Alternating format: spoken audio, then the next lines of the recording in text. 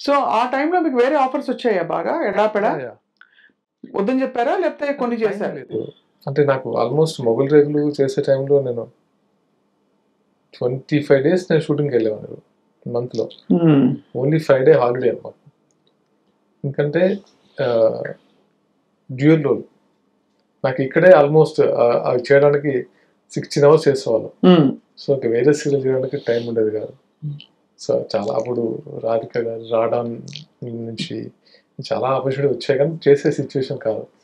ఇప్పుడు do you regret? అసలు maybe Radeon అంటే వేరే వేరే లాంగ్వేజెస్‌లో అక్కడ ఇక్కడ కూడా మీకు బోలెడంత అవకాశం వచ్చేదని. రిగ్రెట్ ఎప్పుడు అవ్వలేదు.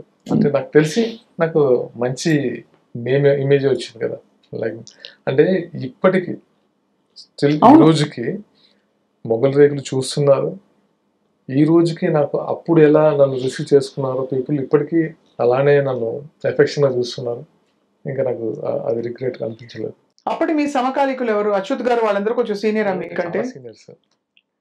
చాలా సీనియర్స్. చాలా సీనియర్స్ అదే. కానీ అప్పటికి వాళ్ళంటే సీరియల్స్ మొదలయ్యి మనకి దాదాపు టీవీ సీరియల్స్‌లో వాళ్ళు కొంచెం ఒక అంటే అప్పటికి అఫ్‌కోర్స్ అచ్యుతరావు గారు, తర్వాత అశోక్ రావు గారు, అశోక్ కుమార్ గారు చాలా సీనియర్. నేను అదే. చిన్న పిల్లోడిని అవును. ఉన్నప్పుడు నేను కూడా చిన్నప్పుడు. అది అక్కడ వింటూ చెప్తుంది. అదే. నో నో బట్ వాళ్ళు ఐ యామ్ సేయింగ్ ఎస్టాబ్లిష్డ్ ఆర్టిస్ట్‌లకి yes.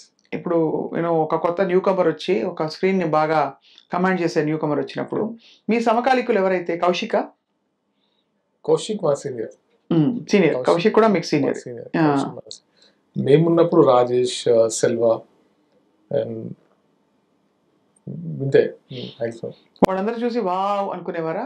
లేదు అంతా కలిసి చేసేవాళ్ళం కదా! అంతే కరెక్టే.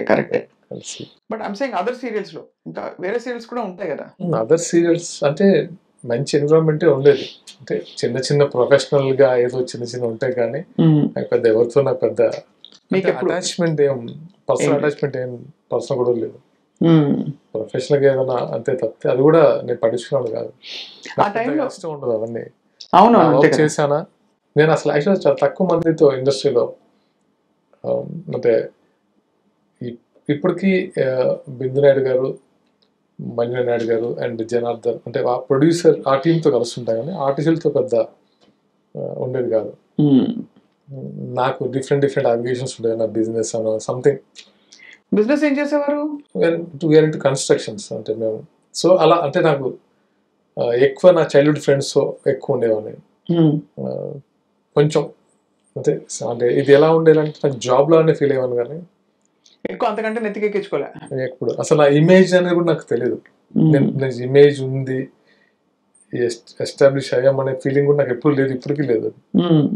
లైక్ మై ఓన్ క్యారెక్టర్ ఏంటో దాన్ని నేను నమ్మేవాడిని అంతే తప్పితే ఈ క్యారెక్టర్ని ఎప్పుడు ఇట్స్ అంటే వస్తూ ఉంటాయి పోతూ ఉంటాయి. దాదాపు మనకంటే చాలా ఎక్కువ హైట్స్ చూసిన వాళ్ళు ఉన్నారు. ఇవన్నీ వెరీ కామన్. కరెక్టే. అదంటే ఏ పబ్లిక్ ప్రొఫెషన్ అయినా అంతే కదండి. వస్తాయి పోతాయి తెలియదు. కానీ మిమ్మల్ని నడిపించిన నాడి ఏమిటి అసలు? లైఫ్ లాంగ్ మనందరికీ ఏదో ఒక ఆస్పిరేషనో, అంబిషనో ఏదో ఉంటుంది. ఉదాహరణకి నేను పైసలు సంపాదించాలి. లేదు ఉదాహరణకి నేను ఫేమస్ అయిపోవాలి. లేకపోతే మా నాన్న అమ్మ నన్ను సంతోషపడాలి, నన్ను చూసి గర్వపడాలి. లేదు ఇంకేంటో అలా ఉంటే ప్రతి వాళ్ళకి ఒక గైడింగ్ ఇది. లేకపోతే నేను ఇది ప్రూవ్ చేసుకుని నాకు ఇది కావాలి. What was your guiding light మీ దృష్టిలో? లైఫ్లో మనం మన చైల్డ్హుడ్ నుంచి మనం ఒక్కొక్క అంటే ప్లేస్కి వెళ్తున్న కొద్దీ మనకి ఏమొస్తుంది మన సిచ్యువేషన్ బట్టి. అంటే నేను సింపుల్గా చెప్పాలంటే చెప్తాను, ఎగ్జాంపుల్ చెప్తాను. నేను ఒక హైట్స్కి వెళ్ళి అని చెప్పను కానీ నేను ఒక మంచి ప్లేస్లో ఉండి నా మేరకు నా శక్తి మేరకు కొంతమందికి హెల్ప్ చేయాలని మాత్రం ఉంటుంది ఎప్పుడు. అది నాకు మా ఫాదర్ ఇచ్చిన గైడెన్స్. అవును.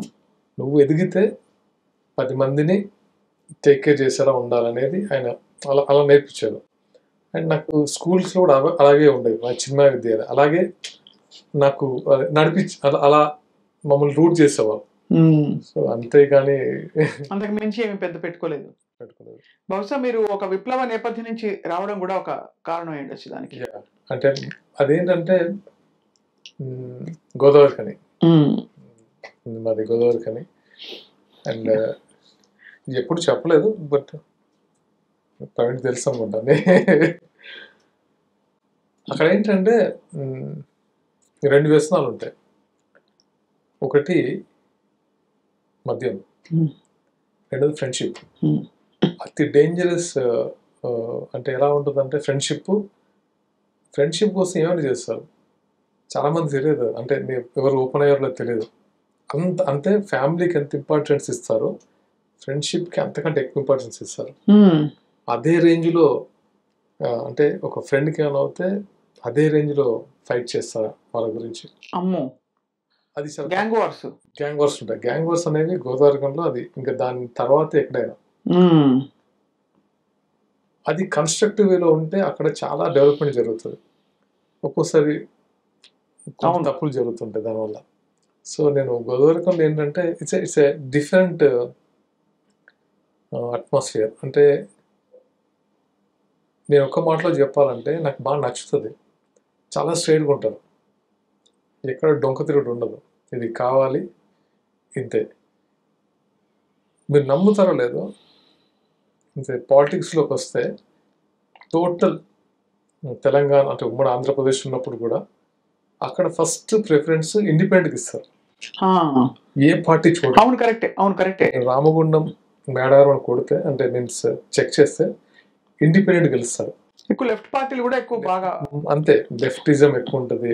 అంటే అందరికి ఆ భావజాలం ఎక్కువ ఉంటుంది అండ్ ఎవరికి భయపడరు. సో చాలా స్ట్రైట్గా ఉంటారు.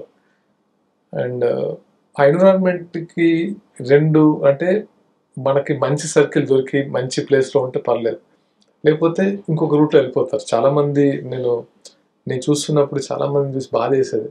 మంచి క్యారెక్టర్ ఉంటుంది, క్షణికావేశం తప్పులు చేస్తుంటారు, చాలా ఇబ్బందులు పడుతుంటారు, ఫ్యామిలీస్ ఇబ్బంది పడుతుంటారు. ఇలా కాదు, కానీ ఇప్పుడు చాలా మారింది. ఇప్పుడు అప్పుడు మేము ఉన్నప్పటి కంటే ఇప్పుడు మారింది. మమ్మల్ని కూడా మా ఫాదర్ అందుకే ఎక్కడో అంటే అది మాది వేరే డిఫరెంట్. సో ఆంధ్ర గుంటూరులో పంపించేసి చదువుకోమని చెప్పడం ఇవన్నీ చాలా మంది చేస్తుంటారు. ఏదో ఐ లైక్ దట్. అంటే అక్కడి నుంచి మీరు మాత్రం చాలా సాఫ్ట్ అండ్ రిజర్వ్డ్ అండ్ కట్టలు తెచ్చుకునే టైప్లో అనిపించట్లేదు. చాలా పెద్ద మనిషిలాగా పద్ధతిగా ఉన్నారు. సో మరి ఎట్లా అక్కడి నుంచి వచ్చి మరి ఇలా ఎలా ఉన్నారు? మార్చుకోవాలిగా, అంతేనా? అంటే అవన్నీ లోపల ఉంచాలి. అది ఎప్పుడు పడితే అప్పుడు తీయొద్దు, వచ్చినప్పుడు తీయాలంటే. అలా మీకు ఫ్రెండ్స్ ఉన్నారా? అందరు ఫ్రెండ్సే కదా అక్కడ. అలా కాదు నేనేది కత్తి తీసే ఫ్రెండ్. అందరూ ఉంటారు అక్కడ, అందరు ఫ్రెండ్స్, అందరూ చిన్నప్పటి నుంచి చూసిన వాళ్ళు, మా సీనియర్స్ జూనియర్స్ ఉంటారు.